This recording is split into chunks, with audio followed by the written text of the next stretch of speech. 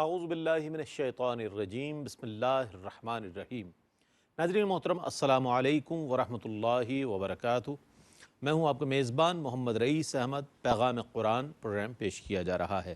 تلاوت کلام الرحمن کے لیے ہمارے درمیان موجود ہیں ملک کے ممتاز و معروف قاری جناب قاری نعمان نعیمی صاحب۔ السلام علیکم ورحمۃ اللہ وبرکاتہ۔ وعلیکم السلام ورحمۃ اللہ وبرکاتہ۔ اور ان آیات بینات کی تفسیر کے لیے، خلاصے کے لیے ہمارے درمیان موجود ہیں ممتاز و معروف عالم دین علامہ محمد شہزاد مجددی صاحب۔ السلام علیکم ورحمۃ اللہ وبرکاتہ۔ وعلیکم السلام ورحمۃ اللہ وبرکاتہ۔ ناظرین، الحمدللہ قرآن کریم کی تلاوت، ترجمہ اور تفسیر کا سلسلہ جاری ہے، اور ARYQTV کے اس اہتمام میں پوری دنیا سے رہنے والے ناظرین شامل ہو رہے ہیں۔ آئیے اپنے قلوب و اذہان کو تلاوت کلام الرحمن اور ترجمے سے معطر کرتے ہیں۔ تلاوت کے لیے ہمارے درمیان موجود ہیں قاری نعمان نعیمی۔ بسم اللہ۔ اعوذ باللہ من الشیطان الرجیم، بسم اللہ الرحمن الرحیم۔ اولئک لهم نصیب مما کسبوا واللہ سریع الحساب۔ میں اللہ کی پناہ میں آتا ہوں شیطان مردود سے۔ اللہ ہی کے نام سے شروع کرتا ہوں جو نہایت رحم فرمانے والا بہت مہربان ہے۔ یہ وہ لوگ ہیں جن کے لیے ان کی کمائی سے حصہ ہے، اور اللہ جلد حساب لینے والا ہے۔ واذکروا اللہ فی ایام معدودات فمن تعجل فی یومین فلا اثم علیہ ومن تأخر فلا اثم علیہ لمن اتقى واتقوا اللہ واعلموا انکم الیہ تحشرون۔ اور گنے چنے دنوں میں اللہ کو یاد کرو، سو جس نے 2 دنوں میں روانہ ہونے کی جلدی کی تو اس پر کوئی حرج نہیں ہے، اور جس نے تاخیر کی اس پر بھی کوئی حرج نہیں ہے۔ یہ حکم اس کے لیے ہے جو اللہ سے ڈرے، اور اللہ سے ڈرتے رہو، اور جان لو کہ بے شک تم سب اسی کی طرف جمع کیے جاؤ گے۔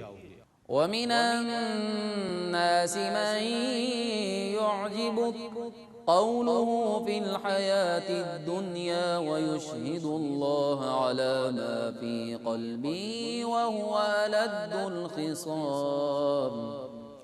اور لوگوں میں سے ایک شخص ایسا ہے جس کی بات آپ کو دنیا کی زندگی میں اچھی لگتی ہے، اور وہ اپنے دل کے خلوص پر اللہ کو گواہ بناتا ہے، حالانکہ وہ سب سے زیادہ جھگڑالو ہے۔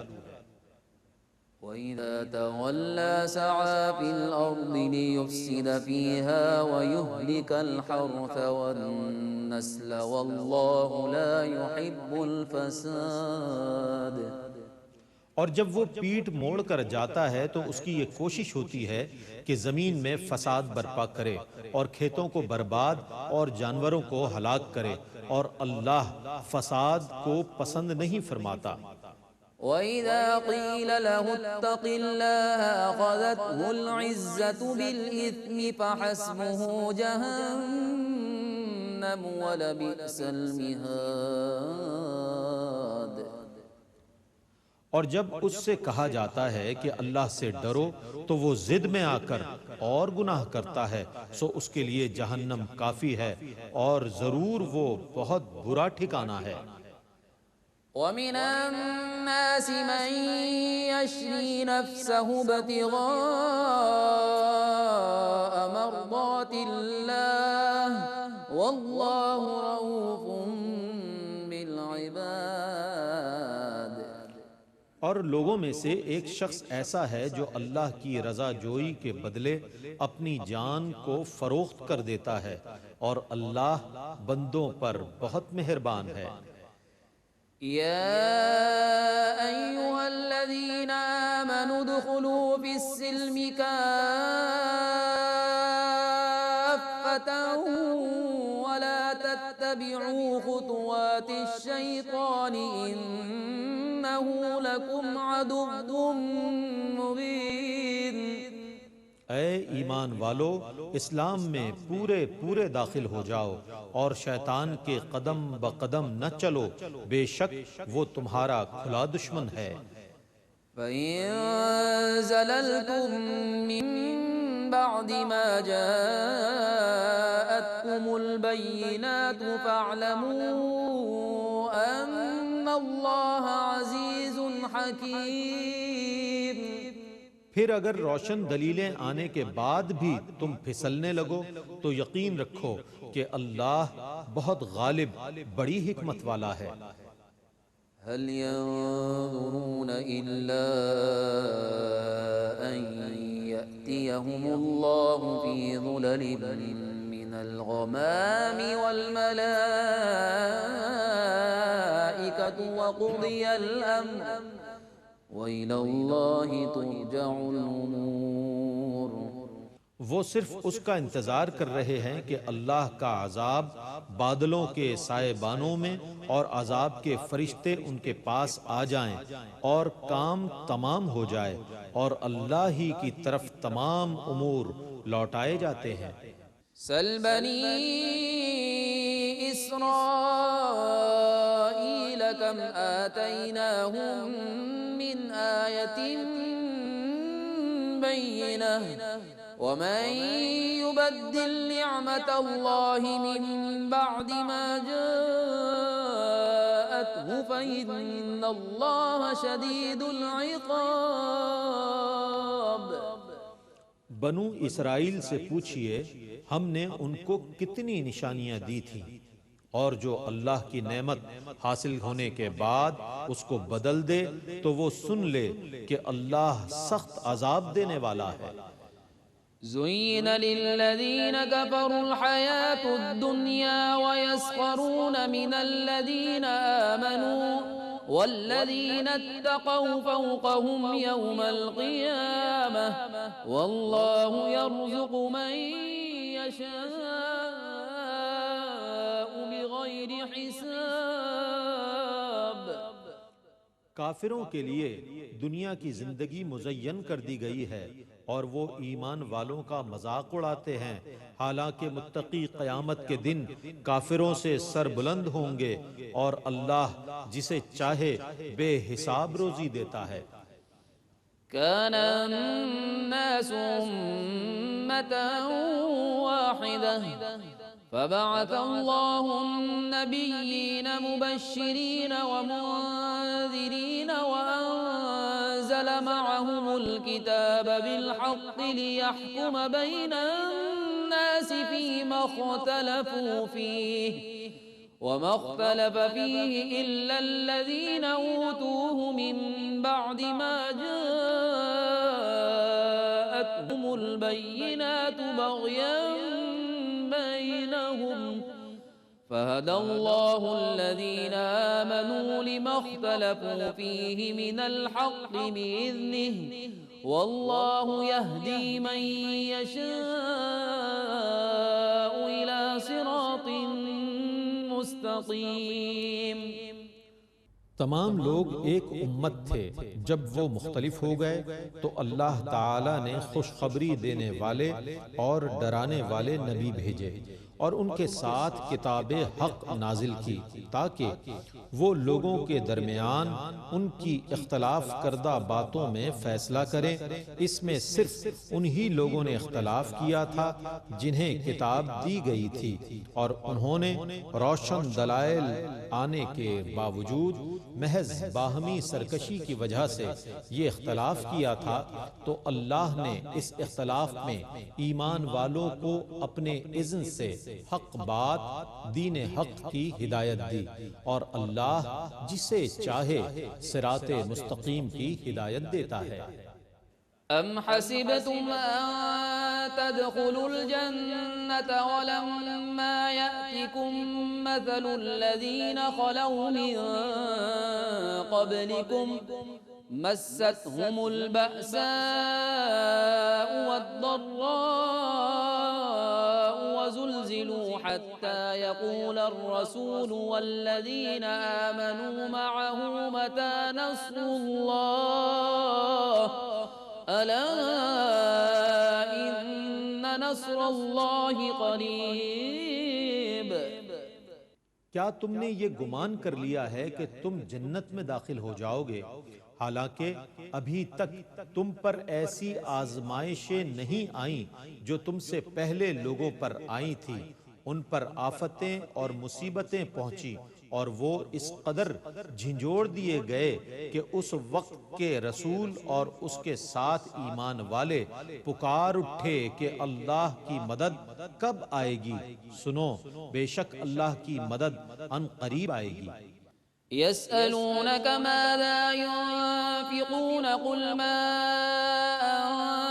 أنفقتم من خير فللوالدين والأقربين واليتامى والمساكين وابن السبيل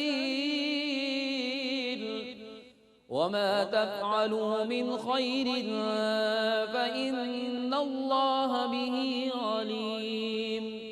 یہ آپ سے پوچھتے ہیں کہ کیا خرچ کریں، آپ کہیے کہ تم ماں باپ، رشتہ داروں، یتیموں اور مسکینوں اور مسافروں پر جو اچھی چیز بھی خرچ کرو گے تو وہ ان کا حق ہے، اور تم جو نیک کام بھی کرو گے تو بے شک اللہ کو اس کا علم ہے۔ كتب عليكم القتال وهو كره لكم وعسى أن تكرهوا شيئا وهو خير لكم وعسى أن تحبوا شيئا وهو شر لكم والله يعلم وأنتم لا تعلمون۔ تم پر جہاد فرض کیا گیا ہے اور وہ تم پر دشوار ہے، اور ہو سکتا ہے کہ تم پر کوئی چیز شاق گزرے اور وہ تمہارے لیے بہتر ہو، اور ہو سکتا ہے کہ کوئی چیز تمہارے نزدیک اچھی ہو اور وہ تمہارے حق میں بری ہو، اور اللہ ہی کو علم ہے اور تمہیں علم نہیں ہے۔ يسألونك عن الشهر الحرام قتال فيه قل قتال فيه كبير وصد عن سبيل الله وكفر به والمسجد الحرام وإخراج أهله منه أكبر عند الله والفتنة أكبر من القتل ولا يزالون يقاتلونكم حتى يردوكم عن دينكم إن استطاعوا ومن يرتدد منكم عن دينه فيمت وهو كافر فأولئك حبطت أعمالهم في الدنيا والآخرة وأولئك أصحاب النار هم فيها خالدون۔ لوگ آپ سے ماہ حرام میں جنگ کے متعلق پوچھتے ہیں، آپ کہیے کہ اس ماہ میں جنگ کرنا بڑا گناہ ہے، اور لوگوں کو اللہ کی راہ سے روکنا اور اللہ سے کفر کرنا اور مسجد حرام جانے سے روکنا اور ساکنین حرم کو وہاں سے نکالنا اللہ کے نزدیک اس سے زیادہ بڑا گناہ ہے، اور فساد ڈالنے کا گناہ قتل سے زیادہ بڑا ہے، اور وہ کافر تم سے ہمیشہ جنگ کرتے رہیں گے حتیٰ کہ اگر ان کے بس میں ہو تو وہ تمہیں تمہارے دین سے پھیر دیں، اور تم میں سے جو شخص اپنے دین سے مرتد ہو گیا اور وہ حالت کفر میں ہی مر گیا تو ان لوگوں کے نیک اعمال دنیا اور آخرت میں ضائع ہو گئے، اور وہ لوگ جہنمی ہیں جس میں وہ ہمیشہ رہیں گے۔ إن الذين آمنوا والذين هاجروا وجاهدوا في سبيل الله أولئك يرجون رحمة الله والله غفور رحيم۔ بے شک جو لوگ ایمان لائے اور انہوں نے ہجرت کی اور اللہ کی راہ میں جہاد کیا وہ لوگ اللہ کی رحمت کی امید رکھتے ہیں اور اللہ بہت بخشنے والا بڑا مہربان ہے۔ يسألونك عن الخمر والميسر قل فيهما إثم كبير ومنافع للناس وإثمهما أكبر من نفعهما ويسألونك ماذا ينفقون قل العفو كذلك يبين الله لكم الآيات لعلكم تتفكرون۔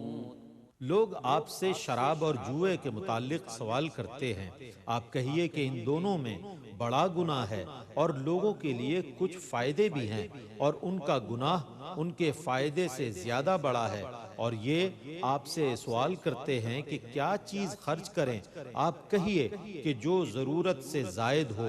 اسی طرح اللہ تمہارے لیے اپنی آیات بیان فرماتا ہے تاکہ تم تدبر کرو۔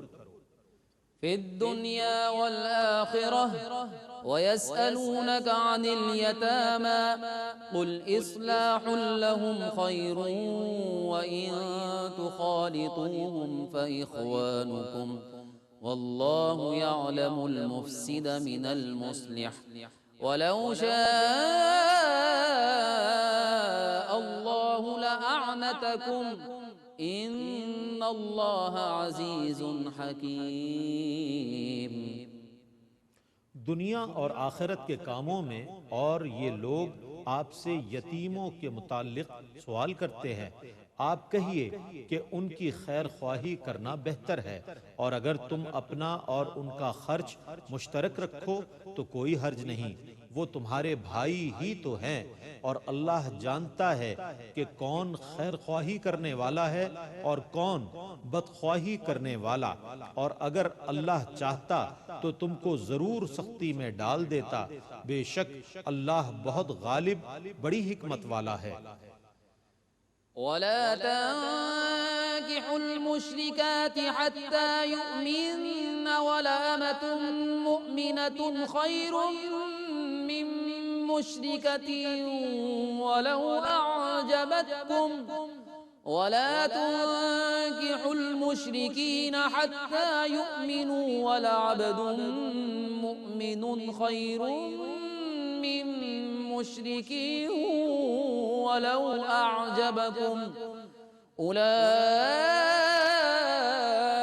يدعون إلى النار والله يدعو إلى الجنة والمغفرة بإذنه ويبين آياته للناس لعلهم يتذكرون۔ اور مشرک عورتوں سے نکاح نہ کرو حتیٰ کہ وہ ایمان لے آئیں، اور مسلمان باندی آزاد مشرک عورت سے بہتر ہے، خواہ وہ تم کو اچھی لگتی ہو، اور مشرک مردوں سے نکاح نہ کرو حتیٰ کہ وہ ایمان لے آئیں، اور مسلمان غلام آزاد مشرک مرد سے بہتر ہے، خواہ وہ تم کو اچھا لگتا ہو۔ یہ مشرکین دوزخ کی آگ کی طرف بلاتے ہیں، اور اللہ اپنے اذن سے جنت اور مغفرت کی طرف بلاتا ہے، اور لوگوں کے لیے اپنی آیات بیان فرماتا ہے تاکہ وہ نصیحت قبول کریں۔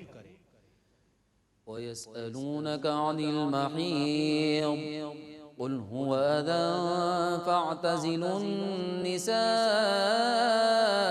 فِي الْمَحِيضِ وَلَا تَقْرَبُوهُنَّ حَتَّى يَطْهُرْنَ فَإِذَا تَطَهَّرْنَ فَأْتُوهُنَّ مِنْ حَيْثُ أَمَرَكُمُ اللَّهُ إِنَّ اللَّهَ يُحِبُّ التَّوَّابِينَ وَيُحِبُّ الْمُتَطَهِّرِينَ۔ اور آپ سے حیض کا حکم معلوم کرتے ہیں، آپ کہیے کہ وہ گندگی ہے، سو عورتوں سے حالت حیض میں الگ رہو اور ان سے عمل زوجیت نہ کرو حتیٰ کہ وہ پاک ہو جائیں، اور جب وہ مکمل پاک ہو جائیں تو ان کے پاس وہاں آؤ جہاں سے آنے کا اللہ نے تمہیں حکم دیا ہے، بے شک اللہ توبہ کرنے والوں کو پسند کرتا ہے اور پاکیزگی اختیار کرنے والوں کو پسند کرتا ہے۔ نساؤكم حرث لكم فأتوا حرثكم أنا شئتم وقدموا لأنفسكم واتقوا الله واعلموا أنكم ملاقوه وبشر المؤمنين۔ تمہاری عورتیں تمہارے بیج ڈالنے کے لیے کھیتیاں ہیں، تو تم اپنی کھیتیوں میں جس طرح چاہو آؤ اور اپنے لیے نیک عمل بھیجتے رہو اور اللہ سے ڈرتے رہو، اور یہ یقین رکھو کہ بے شک تم اس سے ملاقات کرنے والے ہو، اور آپ مومنوں کو بشارت دے دیجئے۔ ولا تجعلوا الله عرضة لأيمانكم أن تبروا وتتقوا وتصلحوا بين الناس والله سميع عليم۔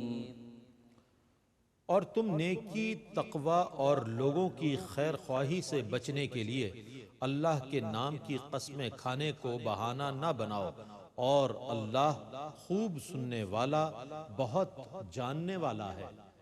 لا يؤاخذكم الله باللغو في أيمانكم ولكن يؤاخذكم بما كسبت قلوبكم والله غفور حليم۔ اللہ تم سے تمہاری بے ارادہ کھائی ہوئی قسموں پر مواخذہ نہیں فرمائے گا، لیکن ان قسموں پر تم سے مواخذہ فرمائے گا جو تم نے پختہ ارادوں سے کھائی ہیں، اور اللہ بہت بخشنے والا، بہت بردبار ہے۔ للذين يؤلون من نسائهم تربص 4 أشهر فإن فاءوا فإن الله غفور رحيم۔ جو لوگ اپنی عورتوں سے مباشرت نہ کرنے کی قسم کھا لیتے ہیں، ان کے لیے 4 مہینے کی مہلت ہے، اگر انہوں نے اس مدت میں رجوع کر لیا تو بے شک اللہ بہت بخشنے والا، مہربان ہے۔ وَإِنْ عَزَمُوا الطَّلَاقَ فَإِنَّ اللَّهَ سَمِيعٌ عَلِيمٌ۔ اور اگر انہوں نے طلاق ہی کا ارادہ کر لیا ہے تو بے شک اللہ خوب سننے والا، بہت جاننے والا ہے۔ والمطلقات يتربصن بأنفسهن 3 قروء ولا يحل لهن أن يكتمن ما خلق الله في أرحامهن إن كن يؤمن بالله واليوم الآخر وبعولتهن أحق بردهن في ذلك إن أرادوا إصلاحا ولهن مثل الذي عليهن بالمعروف وللرجال عليهن درجة والله عزيز حكيم۔ اور طلاق یافتہ عورتیں اپنے آپ کو 3 حیض تک عقد ثانی سے روکے رکھیں، اور اگر وہ اللہ اور یوم آخرت پر ایمان رکھتی ہیں تو ان کے لیے یہ جائز نہیں ہے کہ وہ اس چیز کو چھپائیں جو اللہ تعالیٰ نے ان کے رحموں بچہ دانیوں میں پیدا کیا ہے، اور ان طلاق رجعی پانے والیوں کے خاوند اس مدت میں انہیں لوٹانے کے زیادہ حقدار ہیں، بشرط یہ کہ ان کا ارادہ حسن سلوک کے ساتھ رہنے کا ہو، اور عورتوں کے لیے بھی دستور کے مطابق مردوں پر اسی طرح حقوق ہیں جس طرح مردوں کے عورتوں پر حقوق ہیں، اور مردوں کو عورتوں پر ایک درجہ فضیلت ہے، اور اللہ بہت غالب بڑی حکمت والا ہے۔ الطلاق مرتان فإمساكم بمعروف أو تسريح بإحسان ولا يحل لكم أن تأخذوا مما آتيتموهن شيئا إلا أن يخافا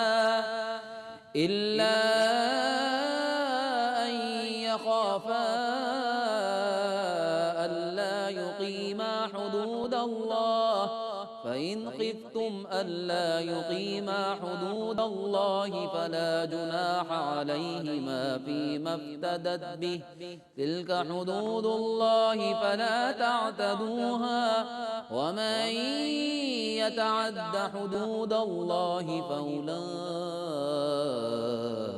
هم الظالمون۔ دو بار طلاق دینے کے بعد یا تو دستور کے مطابق روک لینا ہے یا اس کو حسن سلوک کے ساتھ چھوڑ دینا ہے، اور تمہارے لیے اس مہر یا ہبہ سے کچھ بھی لینا جائز نہیں ہے جو تم ان کو دے چکے ہو، مگر جب دونوں فریقوں کو خوف ہو کہ وہ اللہ کی حدود کو قائم نہ رکھ سکیں گے۔ سو اے مسلمانوں، اگر تمہیں یہ خوف ہو کہ یہ دونوں اللہ کی حدود قائم نہ رکھ سکیں گے تو عورت نے جو بدل خلا دیا ہے اس میں کوئی حرج نہیں ہے، یہ اللہ کی حدود ہے، سو تم اللہ کی حدود سے تجاوز نہ کرو، اور جنہوں نے اللہ کی حدود سے تجاوز کیا تو وہی لوگ ظالم ہیں۔ فإن طلقها فلا تحل له من بعد حتى تنكح زوجا غيره فإن طلقها فلا جناح عليهما أن يتراجعا إن ظنا أن يقيما حدود الله وتلك حدود الله يبينها لقوم يعلمون۔ پھر اگر اس کو تیسری طلاق دے دی تو وہ عورت اس تیسری طلاق کے بعد اس پر حلال نہیں ہے یہاں تک کہ وہ عورت اس کے علاوہ کسی اور مرد سے نکاح کرے۔ پھر اگر وہ دوسرا خاوند اس کو طلاق دے دے تو پھر ان پر کوئی حرج نہیں ہے کہ وہ اس طلاق کی عدت کے بعد پھر باہم رجوع کر لیں، اگر ان کا یہ گمان ہو کہ وہ دونوں اللہ کی حدود قائم رکھ سکیں گے۔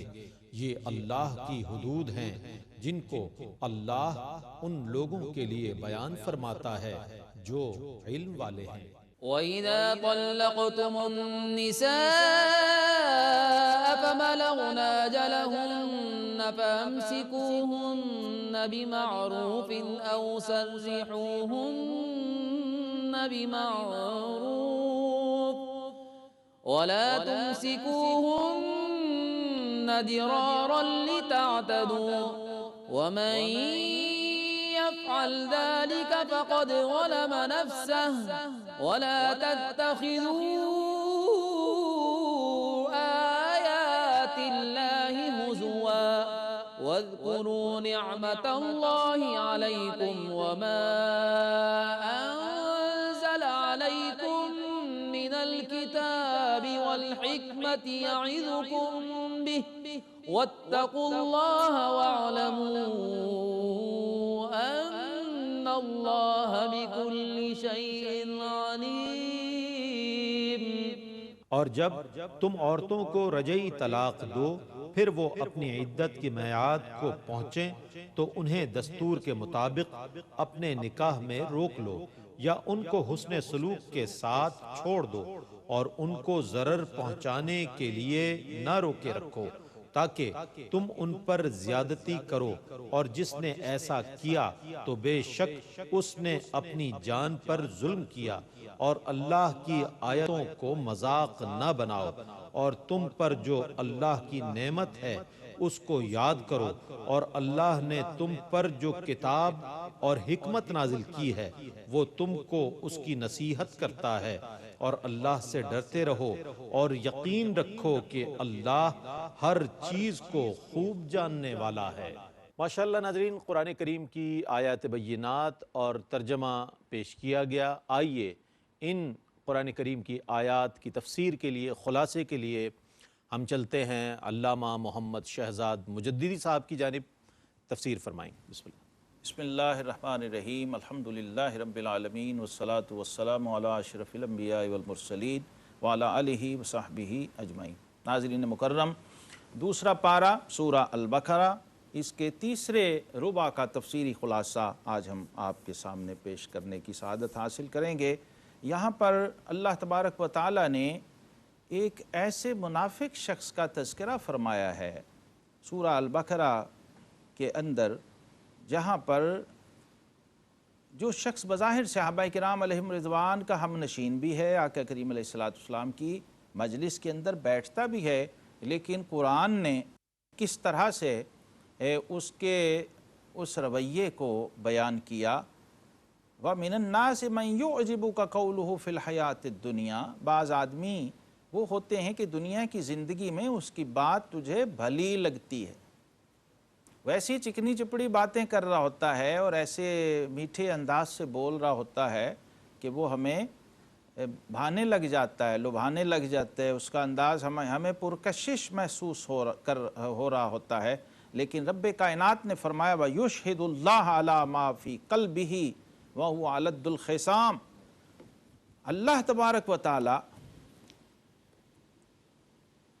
اس بات کو جانتا ہے کہ جو اس کے دل کے اندر ہے۔ اللہ، اب جب بندہ منافق ہو جاتا ہے نا تو وہ چاہتا ہے کہ میری اس منافقت کو کہیں سے کوئی سپورٹ اور تائید بھی مل جائے، تو فرمایا بعض دفعہ وہ قسمیں کھا کر بھی اپنی بات کو مؤکد کر رہا ہوتا ہے، اپنے اس انداز کی تائید لا رہا ہوتا ہے مختلف جھوٹی قسموں سے، اور اس میں اللہ تبارک و تعالیٰ کی ذات گرامی کا پاس و لحاظ بھی نہیں رکھتا ہے، اس کو بھی اپنی سپورٹ کے لیے استعمال کرنے کی کوشش کرتا ہے۔ قرآن نے کہا وَهُوَ أَلَدُّ الْخِصَامِ، حقیقت میں وہ سب سے بڑا جھگڑالو ہے۔ یہ ایک شخص اخنس بن شریک نامی منافق کی طرف اشارہ ہے ان آیات میں، جو حضور علیہ السلام کی محفل میں بیٹھا کرتا تھا اور دعویٰ کرتا تھا محبت کا، میں بڑا عاشق رسول ہوں، مجھے حضور صلی اللہ علیہ وسلم سے بڑی محبت ہے، لیکن غائبانہ فسادی تھا، منافق تھا، اور اسلام کے خلاف سازشیں کیا کرتا تھا، غیر مسلموں کو، یہود اور نصارہ کو اسلام کے خلاف ابھارا کرتا تھا اور جاسوسیاں کیا کرتا تھا، مسلمانوں کے مال مویشی کو ہلاک کرنے سے بھی دریغ اور گریز نہیں کرتا تھا، اور مسلمانوں کے جو دشمن تھے ان کے ساتھ ساز باز کیا کرتا تھا۔ یہاں مفسرین فرماتے ہیں کہ بعض ایسے لوگ ہوتے ہیں کہ جو با مسلمہ اللہ اللہ باب رحمن رام رام کا مصداق ہوتے ہیں، تو وہ اللہ تبارک و تعالیٰ کی ذات کو بھی اپنے برے کاموں میں انوالو کرنے سے گریز نہیں کرتے ہیں۔ حرام امور کے اندر، ناجائز امور کے اندر اللہ کا ذکر کرنا بھی شریعت اسلامیہ نے ممنوع قرار دیا ہے۔ جیسے فقہاء نے مثال دی ہے کہ کوئی شخص شراب پیتے ہوئے یا جوا کھیلتے ہوئے یا رشوت لینے پر بسم اللہ نہ پڑھے، کیونکہ یہ اللہ کے اسم مبارک کی توہین ہوگی اس موقع پر۔ یا بعض فقہاء نے لکھا کہ کوئی چوری کرتے ہوئے اگر بسم اللہ پڑھتا ہے تو اس کے ایمان کے ضائع ہونے کا اندیشہ، کیونکہ وہ حرام عمل پر ایک مقدس اور پاک نام کو لے رہا ہے اور پیش کر رہا ہے، اور پھر اس سب سے بڑی بات کہ اس نام کی عظمت اور حرمت کو داؤ پہ لگا رہا ہے، اس لیے اس کے ایمان کے زائل ہو جانے کا اندیشہ ہے۔ اس منافق کا یہ عمل یہ ہمارے لیے بہت بڑی رہنمائی ہے کہ صرف زبانی دعوے جو ہیں وہ ایمان کے اندر کافی نہیں ہوتے جب تک کہ قول و فعل کا تضاد ختم ہو کے اس میں یکجائی نہ آ جائے۔ اسی لیے قرآن پاک نے اس مضمون کو بہت اہمیت سے بیان کیا، ایمان والوں کے ساتھ خطاب کرتے ہوئے فرمایا اے ایمان والو اسلام میں پورے پورے داخل ہو جاؤ، سبحان اللہ سبحان اللہ، اور شیطان کے قدموں پر نہ چلو، شیطان کے نقوش پا کی پیروی نہ کرو، بے شک وہ تمہارا کھلا دشمن ہے۔ ایمان والوں سے خطاب ہو رہا ہے اور بڑی عجیب بات ہے، اور انہیں ہی کہا جا رہا ہے۔ پہلے کہا یا ایھا الذین آمنوا، اے ایمان والو، اور پھر کہا ادخلوا فی السلم کافہ، اللہ، اسلام میں پورے پورے داخل ہو جاؤ۔ تو مطلب یہ کہ بعض ایمان والے ایسے ہوتے ہیں کہ وہ ایمان تو لا چکے لیکن ابھی اسلام میں پورے پورے داخل نہیں ہو رہے ہیں، جیسے حضرت عبداللہ بن سلام رضی اللہ تعالیٰ، یہ علماء یہود اور تورات میں سے تھے۔ جب کلمہ پڑھا، مسلمان ہوئے، تو چونکہ بنی اسرائیل کے اندر جو اونٹ کی چربی ہے وہ استعمال نہیں کی جاتی تھی، حضرت یعقوب علیہ السلام کی طرف یہود اس کو منسوب کرتے تھے، تو آپ بھی اونٹ کا گوشت کھانے سے گریز کرتے تھے۔ تو صحابہ اکرام نے نوٹ کر کے جب حضور علیہ السلام کی خدمت میں یہ بات پیش کی تو یہ آیت نازل ہوئی کہ جب سارا کچھ ہمارا مان لیا تو پھر اس سنت کو بھی تسلیم کر لو اور اس کو بھی قبول کر لو۔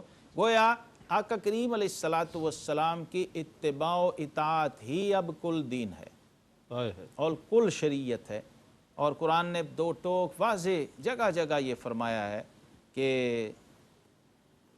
ان کنتم تحبون اللہ فاتبعونی یحببکم اللہ، اب اللہ کی محبت بھی مشروط ہو گئی اتباع حبیب صلی اللہ کیا علیہ بات، کیا بات، وسلم۔ جب تک آقا کریم علیہ السلام کی اتباع و اطاعت نہیں کرتے ہو اللہ کی محبت نصیب نہیں ہوگی، بے شک۔ اور جب اس حبیب کے نقش قدم پہ چلو گے تو کیا ہوگا؟ پھر اللہ تمہیں محبوب بنا لے، واہ واہ واہ، یعنی اللہ کا محبوب بنے جو تمہیں چاہے، اور اس کا تو بیان ہی نہیں کچھ، تم جسے چاہو۔ کیا بات، کیا بات، سبحان تو اللہ۔ اس طرف بھی ہمیں متوجہ کیا کہ شیطان تمہارا کھلا دشمن ہے۔ ناظرین محترم، مومن کا ایک ہی بڑا دشمن ہے اور وہ شیطان ہے، جو ایمان کا دشمن ہے، اور کبھی کسی حال میں وہ آپ کا دوست نہیں ہو سکتا، کبھی بھی آپ کا خیر خواہ نہیں ہو سکتا۔ اس سے بہت الرٹ رہنا چاہیے، اور اعوذ باللہ من الشیطان الرجیم، حضور علیہ السلام نے فرمایا جب کوئی 10 بار پڑھ لے تو شیطان کے حملے سے محفوظ ہو جاتا ہے، اور اگر کہیں شیطان کی زد میں آ جائے، غصے میں آ جائے، بے قابو ہونے لگے،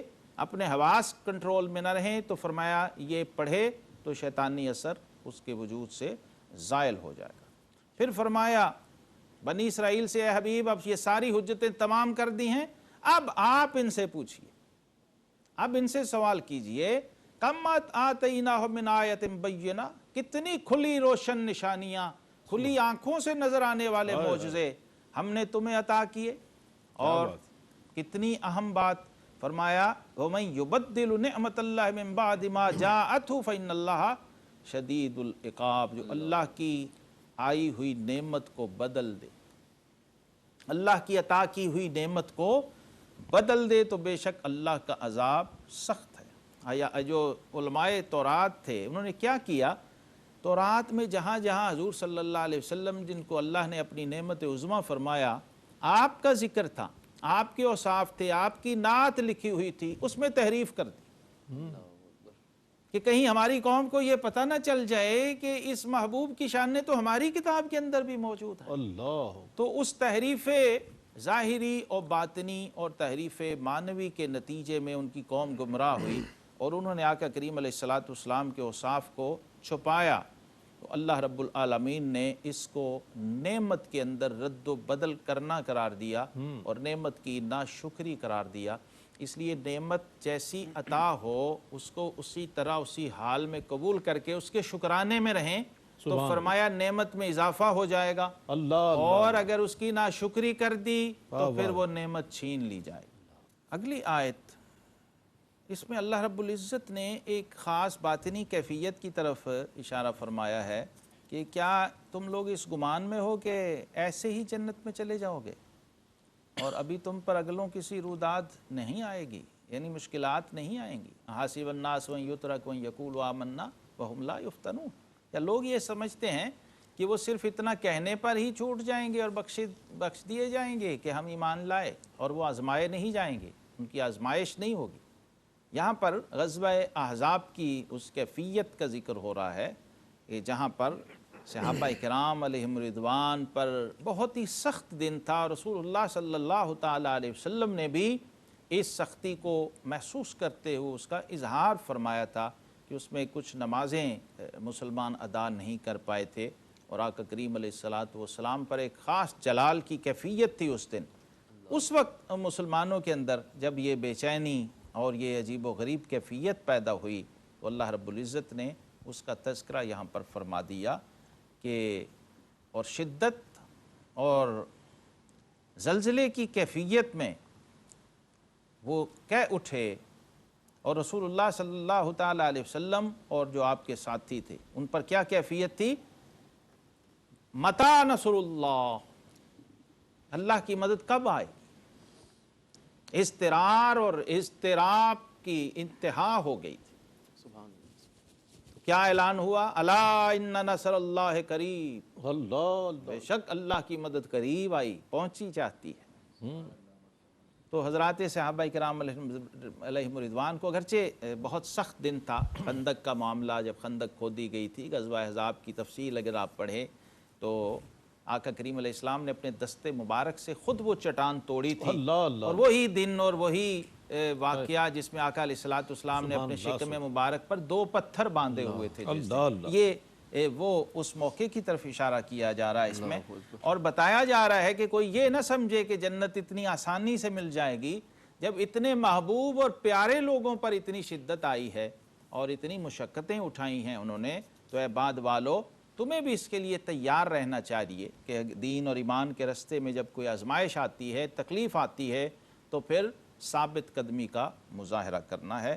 اسی تسلسل میں جو انفاق کی عبادت ہے، اللہ کی راہ میں خرچ کرنے کی عبادت، اس کو بھی قرآن نے وضاحت سے بیان کر دیا۔ یسألونک ماذا ینفقون، یہ پوچھتے ہیں کہ ہم کیا خرچ کریں اللہ کی راہ میں، کتنا اور کیسا خرچ کریں، تو فرمایا قل ما انفقتم من خیر، فرمایا اللہ کی راہ میں جو مال حلال طریقے سے کمایا ہے نا وہ خرچ کیا کرو، جو اچھا اور بہتر اور پاکیزہ مال ہے۔ سبحان اللہ۔ ہر قسم کا مال اللہ کی بارگاہ میں قبول نہیں ہوتا۔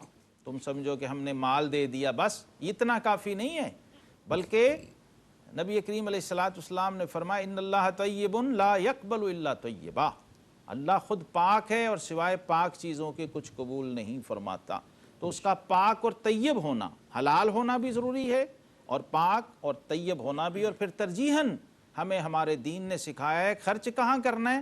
اپنے والدین پر، اپنے قریبی رشتہ داروں پر، پھر یتیموں پر، پھر مسکینوں پر، اور پھر وابن السبیل راہ گیروں پر، پھر آگے۔ یہ ایک ترتیب دے دی ہے ترجیحات کی۔ حدیث پاک میں ہے کہ کسی اور کو زکوٰۃ دینے کی بجائے اپنے قریبی رشتہ دار کو اگر زکوٰۃ دی جائے تو اس کا 2 گنا ثواب ہے۔ سبحان اللہ۔ سبحان اللہ۔ تو یہ ایک ترجیحات ہمیں ہمارے دین نے بیان کر دی کہ آپ ایک ہی عمل سے زیادہ اجر کیسے حاصل کر سکتے ہیں۔ اور ایک اور چیز قرآن پاک میں بہت ہی خاص نکتہ ہے یہ، جس کے اندر ہمیں یہ سمجھایا گیا کہ بعض دفعہ حالات جو ہیں وہ تمہیں ایسا نظر آ رہا ہوتا ہے کہ یہ چیز اگر مجھے مل جائے تو بہت اچھا ہو، اور یہ اگر نہ ملی تو بہت افسوس ہو۔ تو قرآن نے اس کو بھی بڑے 2 ٹوک انداز سے ہمیں سمجھا دیا کہ قریب ہے کہ تم کسی بات کو برا سمجھ رہے ہو اور وہ تمہارے حق میں بہتر ہو، اور قریب ہے کہ کوئی بات تمہیں پسند آئے، تمہیں اچھی لگ رہی ہو، آسان تو حب شیئن وہو شر لکم، اور وہ تمہارے حق میں بری ہو۔ اس لیے توکل اور اعتماد صرف اور صرف اپنے رب پر رکھو۔ کیوں؟ کیونکہ حتمی اور قطعی علم صرف اور صرف ذات باری تعالیٰ کے پاس ہے۔ سبحان اللہ، ماشاءاللہ۔ سعادت کے اس سفر میں آپ کا اور ہمارا ساتھ رہا۔ ARYQ TV کا یہی پیغام ہے کہ قرآن سے محبت کیجئے، قرآن کی تلاوت کیجئے، قرآن کے پیغام کو سمجھنے کی کوشش کیجئے اور اس کے مطابق اپنی زندگی گزاریں، اور پیغام جو ہے قرآن کا اسے عام کیجئے۔ اللہ تعالیٰ ہمارا بیٹھنا، قرآن سننا، قرآن پڑھنا اپنی بارگاہ میں قبول فرمائے۔ اس کے ساتھ ہی اپنے میزبان محمد رئیس احمد کو اجازت دیجئے۔ اللہ حافظ۔